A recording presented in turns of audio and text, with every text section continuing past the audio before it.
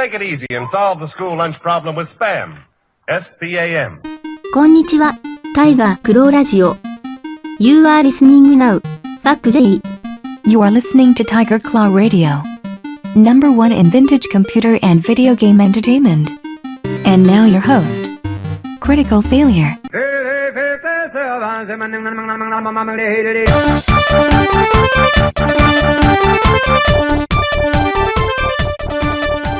What's going on, everybody? This is Critical Failure. You're listening to Tiger Claw Radio, episode 310. My goodness, 310 episodes and 10 years on the air. And we're still going. Talking about some video games and playing some tunes. This week we have the Motion Epic. The Motion Epic. Oh my goodness. The newest album. I guess it's his second album. This guy released an album on Business Casual last year that I bought on cassette. It was his favorite album of my daughter and I. We still listen to it all the time. I've played it here on the air. It was a 6-track album. Then later he released like a 2019 edition of the same album. So it had the same 6 songs and then like a few more. But now we have a complete new album. And this guy's got some good stuff. So we'll be listening to that here on the air. In addition to that, we've got, I don't have any van casts. I don't have anything lined up. I'm going in for surgery next week. So I have to do this episode cold. Otherwise it's not going to get done. So we're going to kind of dig in and see what we come up with. This is an old school. This is how TCR used to be every week, or every time I did one, it was like this. I would just sit down and do it cold. And it was just me and you and some video games and some tunes and whatever else we could come up with. So I'm actually looking forward to it, especially now that I'm in the quiet. It's Veterans Day. The kids are off at school, and I have some time to just chill out. So let's check out this. Ooh, something just fell. Hang on. Nope, we're good. We're good.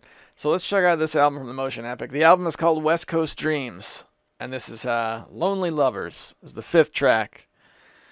Stick with us. More when we come back.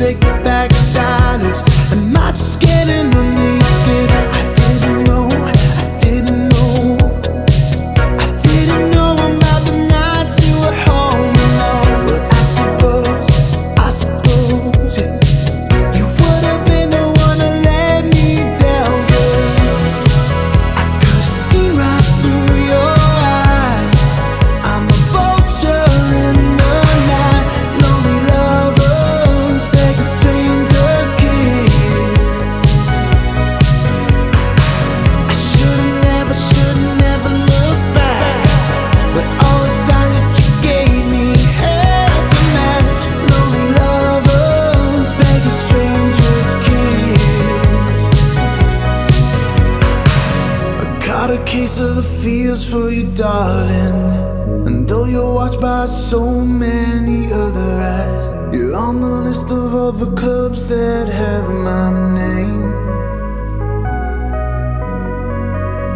Well, maybe it's all fabricated pillow talk, 'cause you're much like sugar and fluorescent light. and a taste of your lips would've led me on.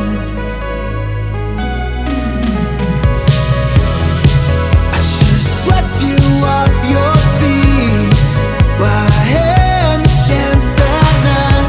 Lonely lovers beg a stranger's kiss.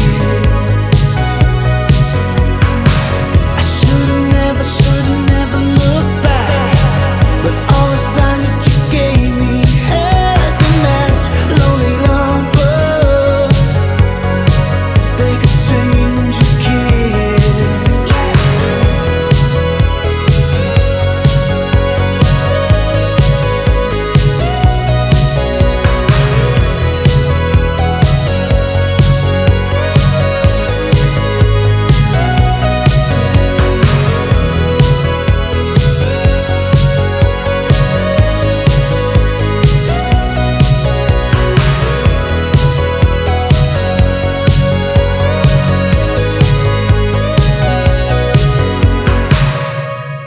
So that album's available on Business Casual, over on Bandcamp. You can get yourself a copy of the MP3s for free, which is pretty awesome.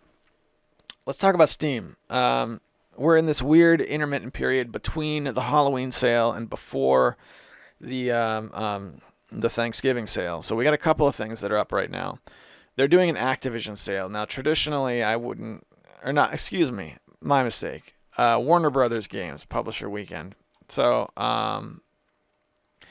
regardless of what conglomerate is hosting the sale, the end result is we have the Spyro Reignited Trilogy at half off, and more importantly, the Crash Bandicoot Trilogy, HD Trilogy, for half off. So those are $20 a piece. I never got to play the Spyro the Dragon games back when they were still a new thing. I remember people telling me constantly that they were worth playing, and I just never quite made it happen, man. But Crash Bandicoot was a game I did play. It was quite an ingrained part of those years. It wasn't the first PlayStation game I ever saw, but it was one of the first. The first PlayStation games I ever saw was at my buddy's house. My buddy Val. He got a hold of a PlayStation, but he didn't have any games. So the first PlayStation games I ever saw was like the demo disc that came with it. And what did he play on the demo disc? ESPN Extreme Games, which I remember more as like from the sequel to Extreme. But ESPN Extreme Games was the first PlayStation game I ever saw. Later to be re-released as One Extreme. Very, very strange.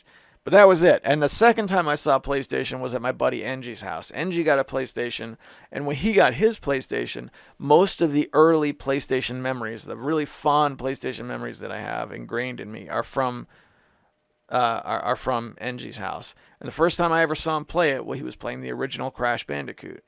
And that was dope, man. I remember really being blown away. ESPN Extreme Games was kind of cool. It was kind of cool, but I didn't think much of it. We already had Skitchin on the Sega Genesis, and that's kind of what it reminded me of. But Crash Bandicoot was like something, like a whole new world. You know what I mean? Especially, I can't remember how far in the game it was. Not far, like second or third level. But the first time that you're running towards the camera and the big boulder is chasing you, I was in. That was pretty cool. Later, when we got our PlayStation, Crash Bandicoot 2 was among the early games that we bought. It wasn't the first game. The first games we got for the PlayStation was Final Fantasy VII, but it was first year. It was a first-year purchase for us. So we had Crash 2, and we played that quite a bit. But I discovered that the Crash Bandicoot games, punishingly hard. Like, hard on a level where it's like, this, I don't know, this isn't fun anymore, guys. I don't like to play games that would typically make me throw the controller. I think that's too much. And that's definitely one of those games, because you can't just play through all the levels. It's not like Super Mario Brothers where you play through all the levels and you're done. You got to play through all the levels and get all the secrets. Otherwise, you get this gimped half ending where it's like the storyline doesn't really get resolved. It'd be like playing through Super Mario Brothers, and when you get to the end, Bowser just kills the princess. Oh, Phone's going off. Let's see what we got. My son has one of these Gizmo watch things where he's got a watch that's a phone, but it's like a children's phone, so it can only call like me and his mom, and I can see like his GPS location. So sometimes my phone will go off when he starts playing with his watch. My phone will give me an alert, which is, I don't know, it's weird. It's weird. We're in a different world now. I can't imagine what life would have been like if I had one of those when I was a kid. I can't even imagine my mom like always knowing where I am, because in those days, I remember just like running the streets with my friends, you know, and we just, I went home at the end of the day, and then it was fine. That was all I needed to do. Different world now, man. So that's what's on sale on Steam right now. And to be honest, I haven't been buying a bunch of Steam games lately. I've been doing other things. I have been playing a little video games, but I've been playing on GOG actually. I've been playing Lords of Magic still, which is a fun game. We did try. Darabka and I, the Gaming Beast, we tried this local multiplayer thing that Steam has. All right, so Steam has a new feature, and I can't remember what they called it, but the idea was they were going to make it so that you could use streaming technology to play local multiplayer only, like couch multiplayer Steam games over the internet. And we tried it with Jamestown, and we couldn't get anywhere. It was really unfortunate. I'd be willing to try it again, but we couldn't quite make it work. Like and I thought the problem was going to be input lag because it's using streaming technology, but no, we couldn't even get like basic. We couldn't even get it up and running on a basic level, which sucked. But I can't say it's not what I expected. But doing that did force me to reopen Jamestown, and I forgot what an awesome game Jamestown is. If you're not familiar with Jamestown, that's a top-down shooter game, shmup, if you will. Beautiful artwork, but this was one of the early like bundle games that I got on Steam. Actually, wonder if it says when I purchased it. Give me a second here. I'd have to dig that fact up. Last played November 7th. I got this game a long time ago. We'll look at the achievements. One of my earliest achievements are from. Yeah, here we go. Defeat the Traitor Prince. Unlocked December 29th, 2011. So 8 years ago. Pretty awesome. I still recommend Jamestown if you've never played it. Interestingly enough, clicking around, I found out that there's a Jamestown Plus on its way out, which I'm actually rather excited about, because this is an awesome, awesome game, and I believe the studio that developed it, they just made this one game, and that was it. I'm actually gonna confirm that right now while I'm clicking around, but yeah, Final Form Games, that was a developer, so let's click and see. Yeah, that's it. We got Jamestown, which came out in June 2011. Then there's some DLC, which I never bought, which came out in November that year, and then we have Jamestown Plus, set for fourth quarter 2019. So that should be coming out very soon then. What does Jamestown Plus offer? It says single player and co-op, shared split screen like we always had. Remote play together. Remote play, that's what they called it. But we really need like supported multiplayer. That's what we need. What do we mean by plus? 2 all-new handcrafted levels, Phobos and Deimos, the moons of Mars. Oh, 2 levels. Thanks, guys. I know, I'm such a jerk. New ships, countless improvements, large and small, including background and enemy artwork, level layout adjustments. The original soundtrack and effects have been carefully remastered for 5.1 surround sound, powered by the all-new Gorilla Audio engine. All right, I don't know about that. I don't know. Maybe I'll stick with my standard issue Jamestown. When they make these plus versions of games and deluxe editions and enhanced editions of games, and that doesn't offer enough to get me hooked, you know what? That's all right. I don't feel like I need to buy the new version just because I liked the original. The new, just if it's just going to be the same thing again. Ooh, the map screen is different. Sign me up. All right. So let's talk about some big box games. Big box PC games. This is an idea I've been kicking around for a little while. So just a quick recap. When I was in my younger days, I used to collect big box PC games. This was back when they were still what you could buy at the store. So we're talking 1998, 1999. I would go down to the store and buy big box PC games. I had a nice big collection, and then I had a nice. Let me clarify. I had a nice big collection of games, which today would be hundreds of dollars a piece, and some unattainable.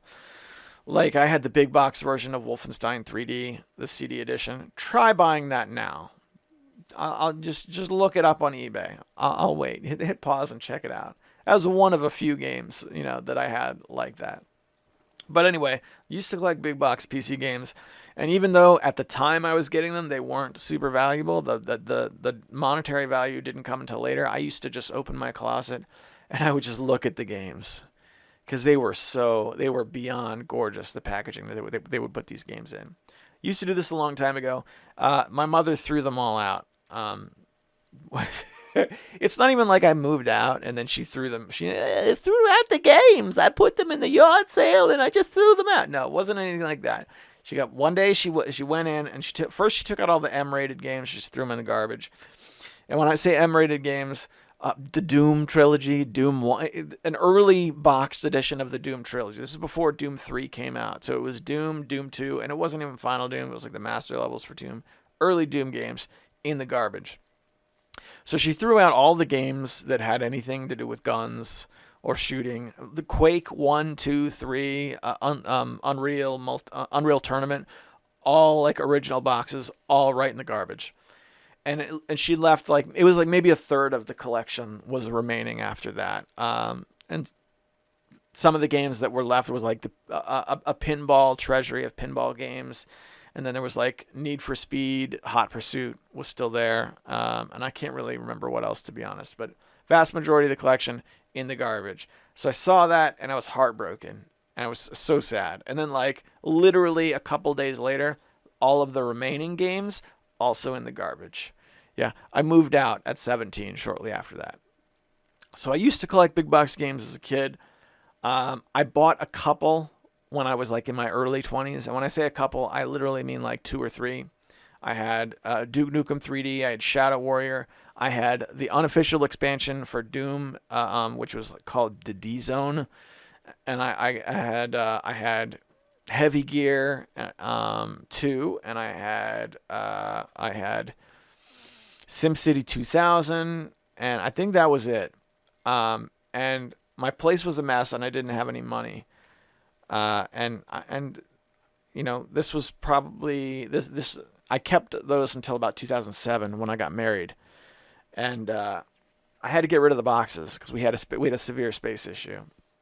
I still have all those CDs, the games I still have, but the big boxes I don't have anymore. And looking back, I don't know why I let that happen. So that was it. That was really the end of me collecting big box PC games. I acquired a few anyway over the years because I go to thrift stores and used bookstores. And I have a couple that just like turned up at used bookstores. The Ancient Art of War at Sea, which is an abandonware game you can still to this day get free off of abandonware sites. That turned up in like the board game section of a thrift store, complete with floppy disks and everything. I've got Simcopter, which doesn't have the game in it. It had old PC discs, but nonetheless, I have it. I have a game called Waterloo, which I got for $2. I have a game called Empire 2, which I also got for $2. I've got a couple of games I got from Sean, Rage of Mages and the original Command & Conquer. And I know you can't see this, Sean, but I am raising my hot tea high in the air. Let's see what else. And then there were two actual games that I bought off of eBay. And one was the original Europa Universalis, and one was Q-Zone. Because I had D-Zone, the unofficial expansion to Doom. And then this is the unofficial expansion to Quake. That turned up complete in box, unopened on eBay for like $10 or $15. And I was like, yeah, I'm just going to grab that. So I bought that, and then when it showed up in the mail, I downloaded it off of archive.org. So here's the thing about Qzone that doesn't quite add up. Back in the day, when Doom was out, Doom 2, see, Doom came out in 1995, and Doom 2 came out in 1996. And I could have those off. It could be a year earlier, 94 and 95, respectively. But mid-90s, and not everybody had the internet during those days. So there was a market for a CD that was like, okay, this CD has the Doom level maker on it and a bunch of Doom levels. So if you don't have the internet, or more realistically, if your parents don't have the internet, you can buy D-Zone, and then you can make your own levels, and then you have like a bunch of other levels that you can make as well. There was a market for it. It made perfect sense. Qzone, not so much. Quake came out in 96, all right? And people played it into the 2000s. It was like the hot game into the 2000s, parallel with Half-Life. I don't know when. You know what?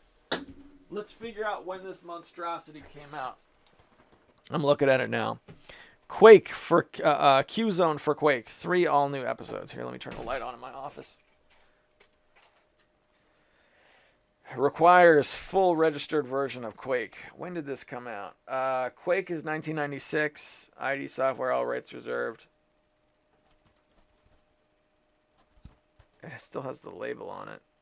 What does it say? The date? May 14th, 1997. WizardWorks. And I've still never opened this. And back onto the shelf it goes. All right, let's cut to the chase. Qzone was a turd. It's very unfortunate. It's very unfortunate because I had seen this thing on eBay for years, and it was no good. By the time Qzone came around, I think most people had the internet in their lives, and I don't even think that has a level editor on it. I think it's just like some new levels, and they're bad, man. They're really bad. Quake had some limitations that I didn't know about when I played through the initial game.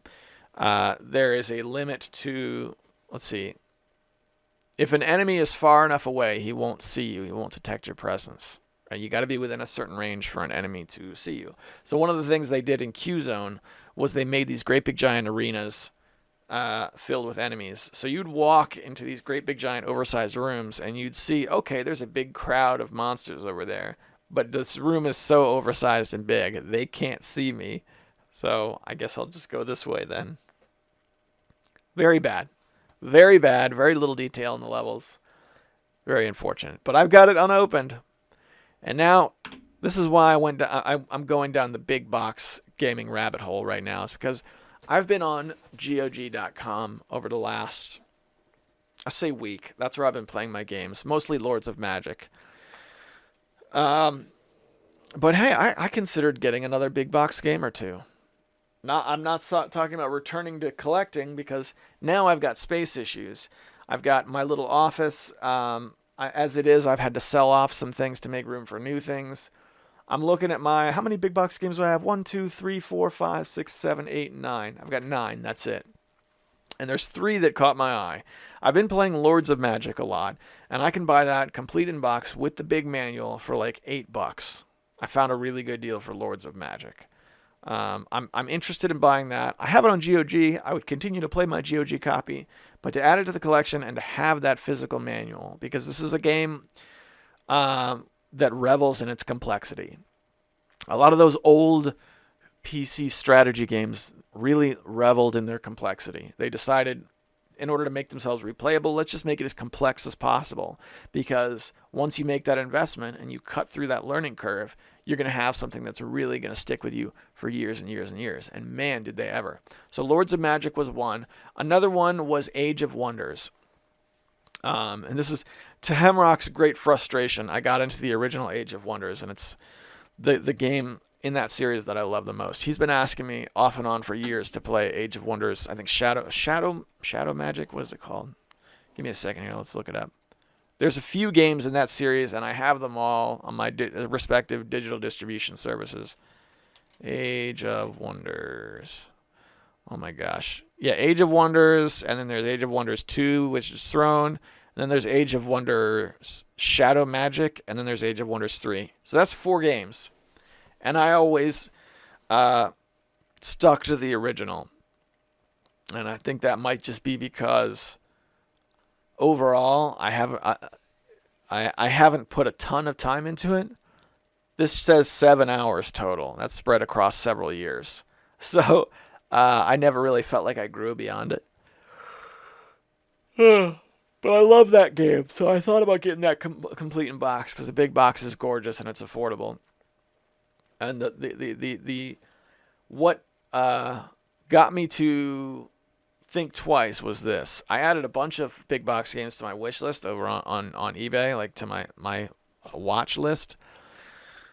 But I didn't know that a seller could issue an offer to you just because you've put it on the watch list. So I added Europa Universalis 2 to my watch list, and the seller put out an offer.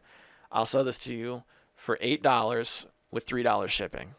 $10. 8, 9, 10, 11. $11. Is that right? Yes, I can still do basic first grade math.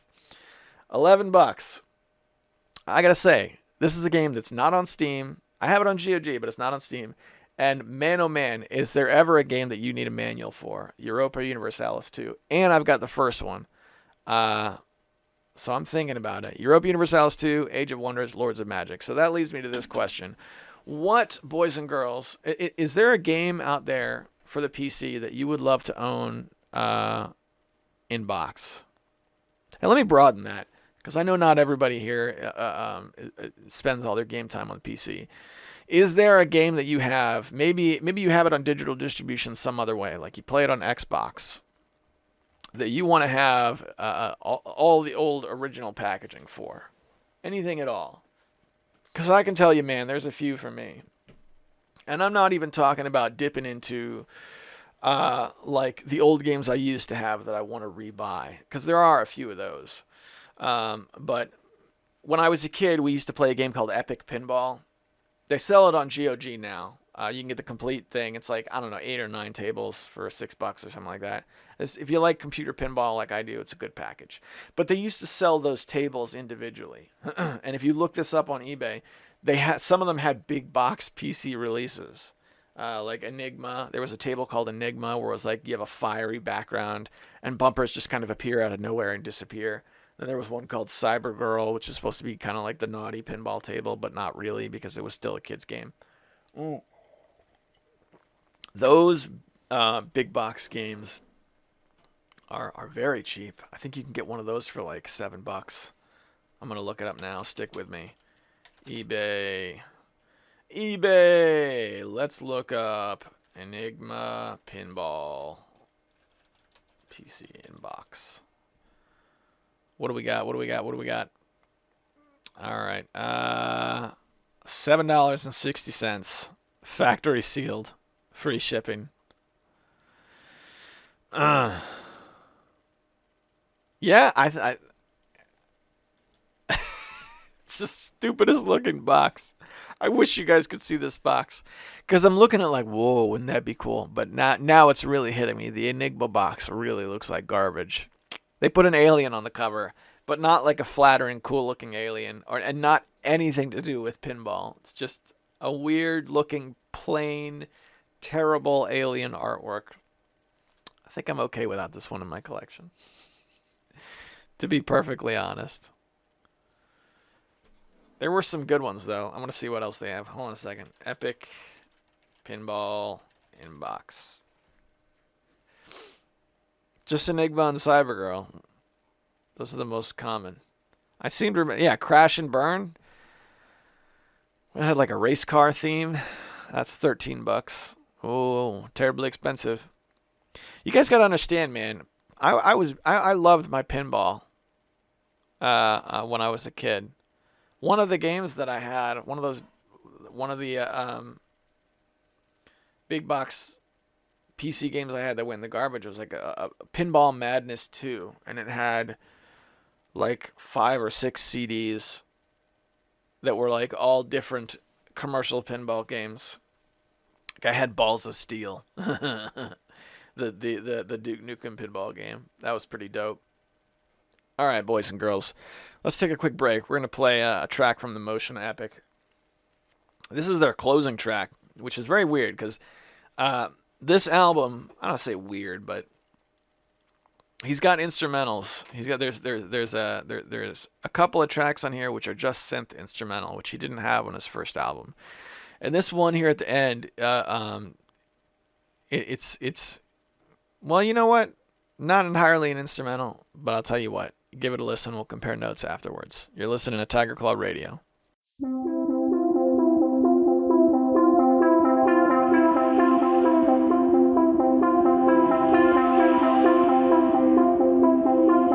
For the eyes of the world now look into space, to the moon, and to the planets beyond.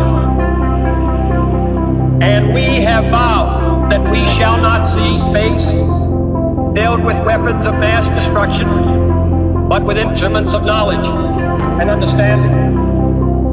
Whether it will become a force for good or ill depends on man. Whether this new ocean will be a sea of peace or a new terrifying theater of war. But I do say that space can be explored and mastered without feeding the fires of war, without repeating the mistakes that man has made extending his writ around this globe of ours. There is no strife, no prejudice, no national conflict in outer space as yet. Its hazards are hostile to us all. Its conquest deserves the best of all mankind.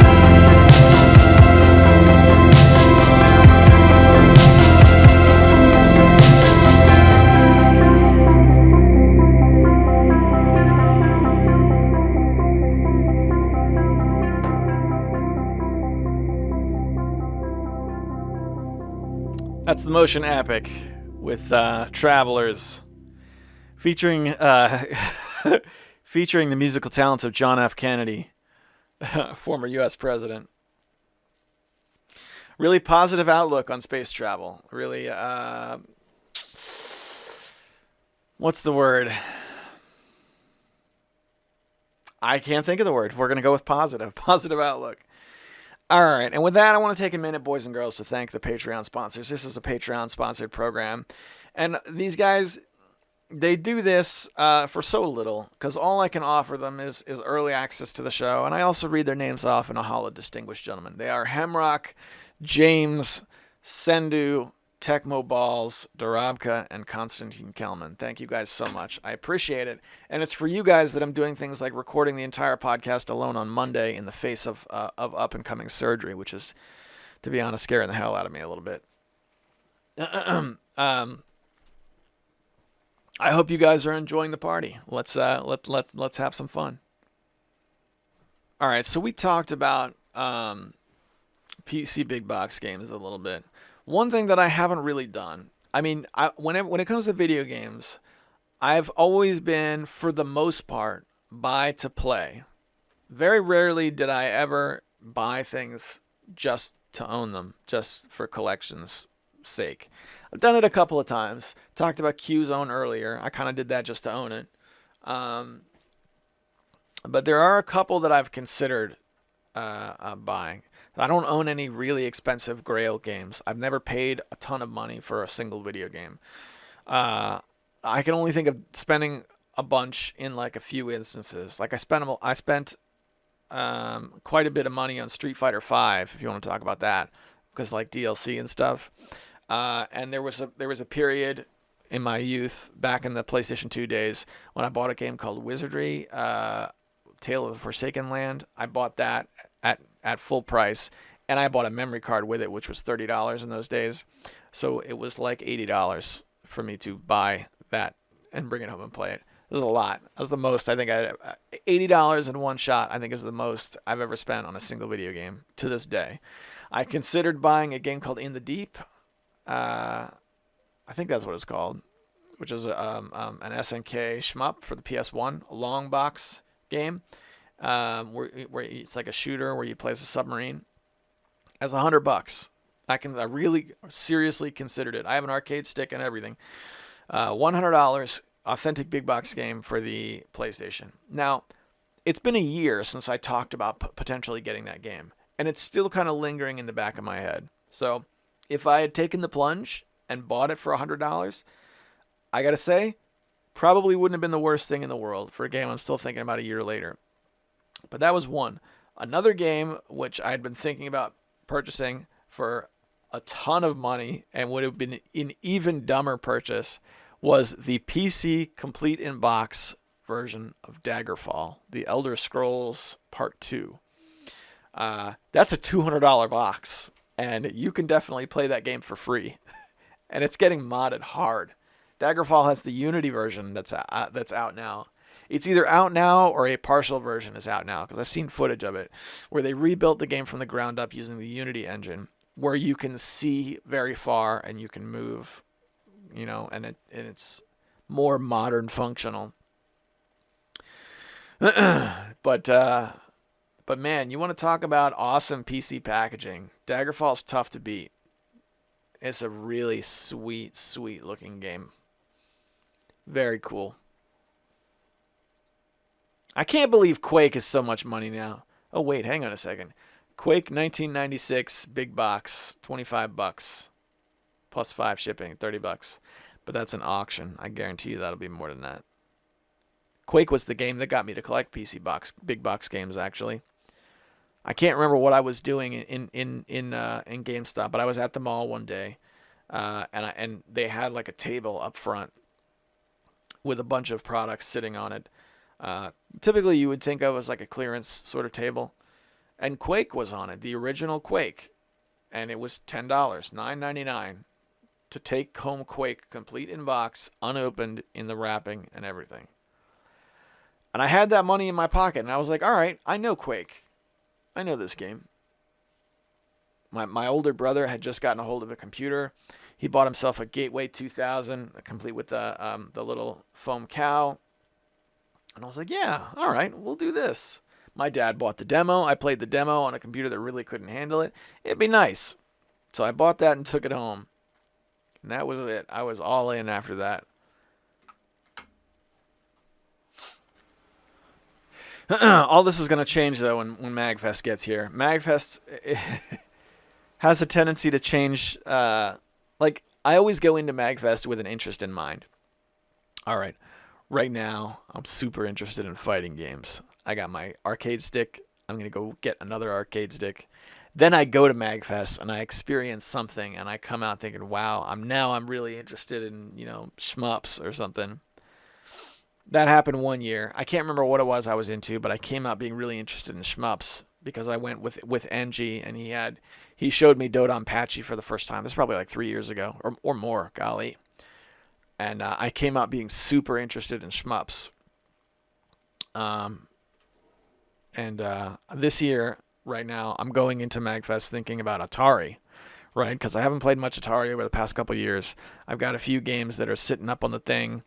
And I put some in like a couple weeks ago, and I played a little bit, and I'm like, this is really cool. But I always get new Atari games every time I go to MagFest. It's like a tradition.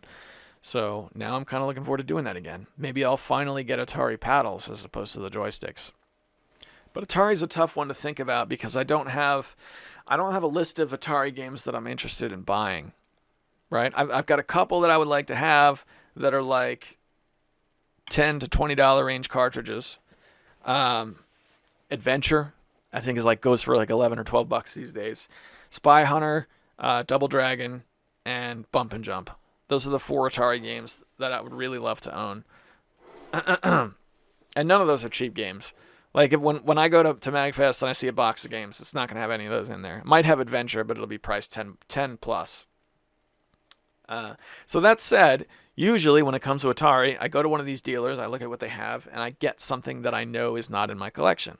Good, bad, whatever. If it's something new, I'll pick it up. Consequently, my collection of Atari games just exploded. It's huge. Or what feels like it's huge to me. It's huge enough that it has its own dresser drawer, and that's like not enough anymore for it. I guess the collecting of Atari for me kind of stopped when I got Pitfall 2. I think it was the old school NYC gamer on YouTube who sold this to me. He sold me, I wanted to get Pitfall 2, and I just wanted to get it to play it. I was okay. So this was Pitfall 2 in a box. I think it was a reproduction box, but was it in a reproduction box? I don't know. That doesn't matter. It was signed. It's signed by the man whose name escapes me at the moment. David Crane. That was his name. David Crane signed my copy of Pitfall 2. And that, when I got that, it was like, all right, I'm never going to top this. And that's when collecting really stopped for me. I think I got some Atari games the following year at MagFest, and that was really it. I haven't ordered an Atari game in a long time. I don't know. The Atari interest peaks the most for me when I'm on Twitter, because Duke from the Cartridge Club is still big into Atari, and he's really, really good at it. Like, there were a couple of high score challenges. I think it was I can't even remember the name of the game, like Sub Wars or Sub Hunt or something like that, where he threw down with a couple of those Cartridge Club people in like an Atari battle, and their scores were just like, I thought I was an Atari guy. I thought I was like pretty good at Atari games. Not even close. Not even close. Atari's the stuff, man. I hear people dump on Atari. Like Bithead 1000 is one of my favorite YouTubers, but he dumps on Atari. But Atari's really... There's fun to be had, man. Don't dump on Atari just because you need to use imagination, right? The theater of the mind, my friend. Driving for 4 days and nights in Enduro can be more thrilling than anything the Gran Turismo series ever had to offer. It really can. That's my hot take. All right, here's my plan. This is being recorded on Monday morning, and I just put up the last episode. Like, I put it up just before recording this. So I don't have any fail bag to go over. So what I think I might do is I'm going to cut it now. I'm going to go talk to my wife and see if she wants to go out for breakfast. And then if anything comes in over the next couple days, I'll come back and do the fail bag. And if not, then we'll roll another track and close the show. All right. How we doing now? Hang on a second. I got to turn myself up just a little bit. At this point, the kids have messed with the volume settings again. Hang on. Yeah, I know. Not much of a transition. This is being recorded on Thursday morning, though. Thursday morning, 5:09 a.m. Hang on. I know. I'm sorry. Okay, so, I'm going in for surgery tomorrow. I'm going to be busy all night when I get home. So I have right now, and this is about it to record. Comments did come in, quite a lot actually. So much so that I think one was an email from Hamrock. I'll have to get to that next week. But let's head over to YouTube and see what some people said here. Alright, here we go. Let's back it up a little bit. 309. Okay, got it. Alright, so we got one from Desm. Last week's episode that says 10 minutes and 8 seconds in. From what I've heard in the UK and Europe, the microcomputers ZX Spectrum, Commodore 64, and the Atari 800 were far more popular than the NES. It seems the 16-bit era was more popular for consoles, in those regions. In regards to emulation, I first played Nesticle in the fall of 1999 in the dorms during my first semester in college. I was a punk skater dude in high school and stupidly gave away my old games to keep at a party house. Well, yeah, people seem to forget that. There was nothing cool really about collecting game consoles yet in those days. That was when you could still go to the thrift store and find NES games every single time you went. And they were still typically like 99 cents a piece. Back to the comment. Emulation stuff blew my mind, and I wanted to try out all the games I missed out on. I think that eventually led me to start collecting real hardware and games again. Now I get a kick out of installing emulators on all kinds of devices like the PS Vita/PS TV, Android tablets, PSP, 3DS, and so on. Lately I enjoy the convenience of emulation, especially during travel when I can't boot up the whole setup with real hardware and upscalers and all that. I see a lot of younger gamers crapping on people who use real hardware because emulation is so easily accessible, and I think there are definite benefits to having both. Let me tell you, man, young people are going to crap on you either way, so don't worry about that. But yeah, I get it. You can install an emulator on things you never would have considered could play Nintendo games all those years ago. I have an NES emulator that runs on my phone that I use to play Famicom pachinko games, which is pretty cool.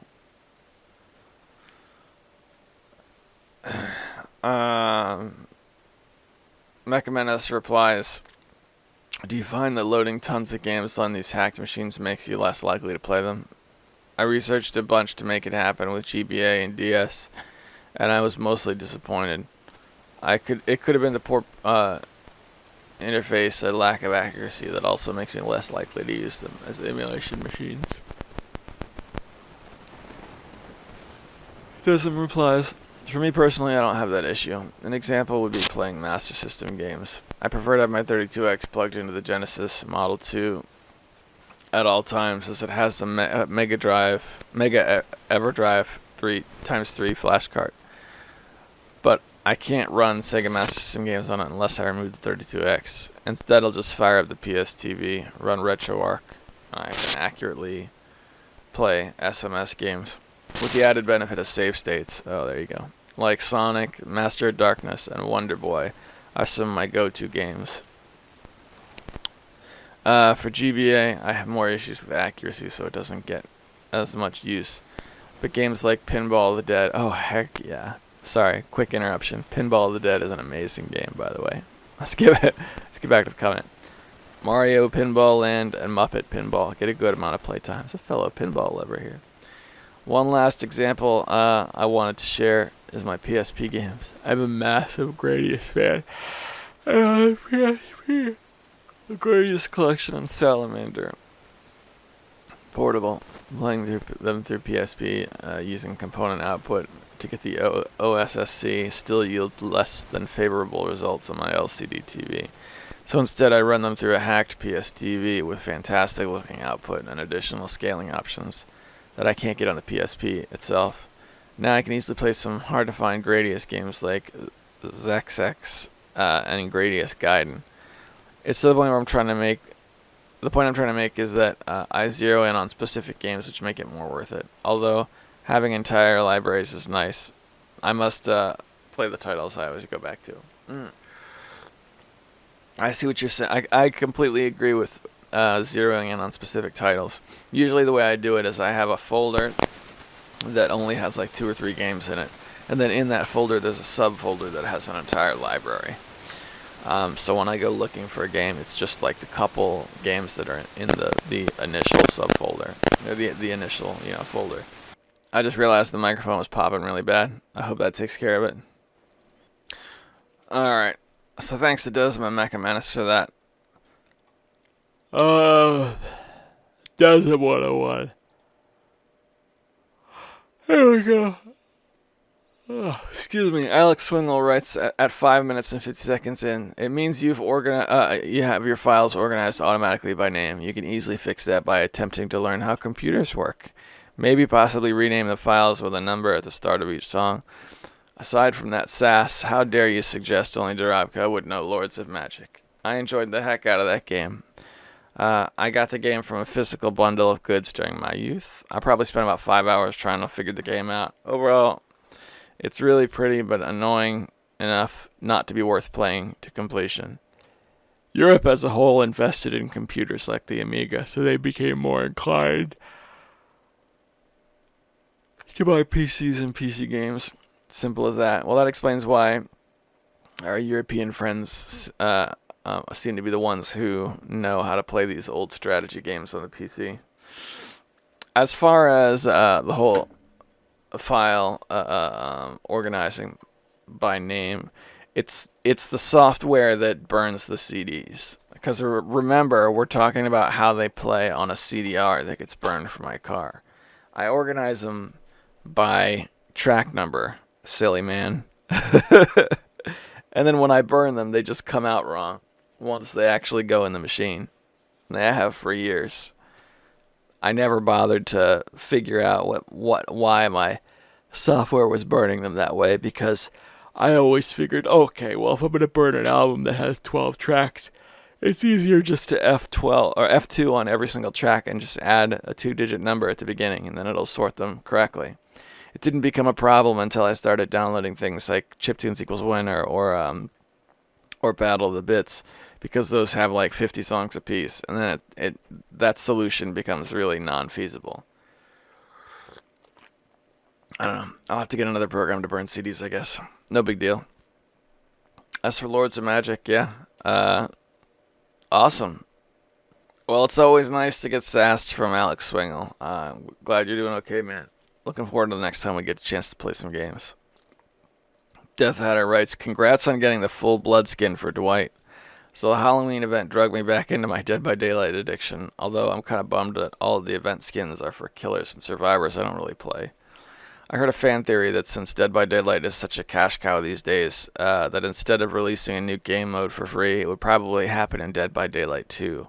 A mode with 8 survivors and 2 killers would be a nice bit of chaos to try out someday. Or maybe something besides popping Jennies. Popping Jennies to escape. Yeah, I heard about the multiple killers thing too, and I think that would be really cool. I mean, that's what Trouble in Terrace Town was like. You'd have 4 killers together who could talk to each other on a special voice channel, and then everyone else would be a survivor, but you'd have to figure out who was who. It was very different. But I liked that dynamic, the larger game dynamic. If they put it in its own new game, I would jump on it, They did that with there have been worse cases, more egregious cases of sequels coming out immediately afterwards. Like Left 4 Dead immediately comes to mind. We had Left 4 Dead, we had Left 4 Dead 2 like the very next year. And then that was it, no more. Dead by Daylight's been out for a while now. Long enough that when it first came out, it was a completely different game. So yeah, if they put out Dead by Daylight 2 with a mode like that in it, then I would snap it up right away. Julia writes, oh yeah, by the way, Death Hatter, good to hear from you, brother. Keep up all the good work on your podcast, man. I'm still trying to find some way to get an RSS feed from your show so I can get you hooked up to my phone.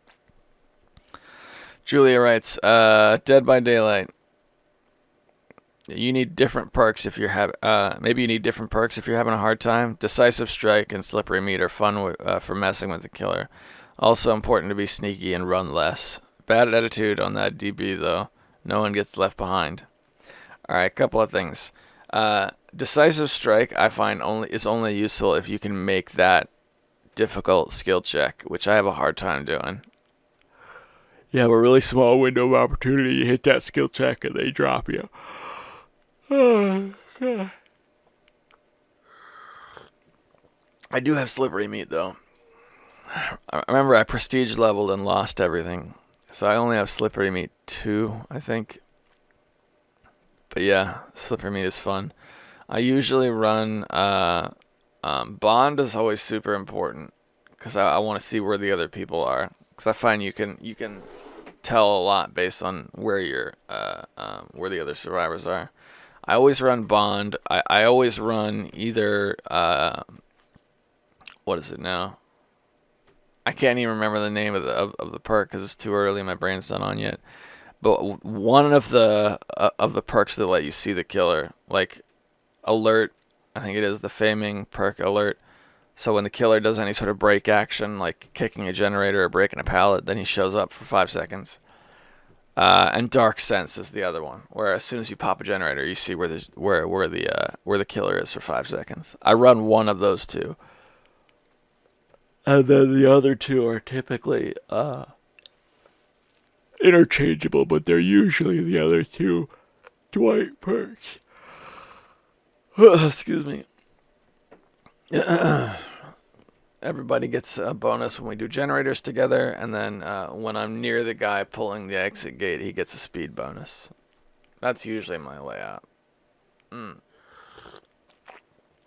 But you're right, Slippery Meat's pretty awesome. Good to hear from you. I hope you're doing well. Mechamanus writes, yeah, here we go. Mechamanus writes, I was in the same boat as you, porting emulators from a computer with internet access back to my family's antiquated 286 DOS machine. All right, quick break before we read the rest of this comment. 286 DOS machine. That phrase right there really takes me back. My dad had a 386, and then we got to play with a 286 that had belonged to my older brother, so I had a 286 as well. I kind of wish I had one now, to be perfectly honest with you. All right, let's read on. After school, I waited at a nearby public library for my dad to pick me up. When those machines got internet access back in 1995, emulators were like one of the first things I discovered. People playing old video games on PC was such an exciting reality, since I never owned an NES or an SNES. Like you, I believe the first game I tried was never released in the US. Godzilla Kaiju for the Game Boy. Once I loaded the floppy into a computer, it really hit that I could only play some Game Boy games without sound, and most chugged. Even so, I stashed ROMs away on floppies with the hope that one day I'd be able to play Mega Man X or even Super Mario Land 2 at a good clip. Did that day ever come, by the way? I do remember in 97, when at Funko Land looking at NES machines and its full library of games I coveted as a kid, window shopping while reading Nintendo Powers at the library. Now the games were much cheaper. Bubble Bobble 2 at $25, and others still held a high price for a kid, where a quarter was was a highly valued prize. A quarter, equaling an arcade play. The notion of emulators and games for free ruined my head start on the physical bandwagon. I totally regret that decision now. Alright, Mechamana, so here's the deal. Emulators didn't ruin my physical collection. For me. My story was a little different.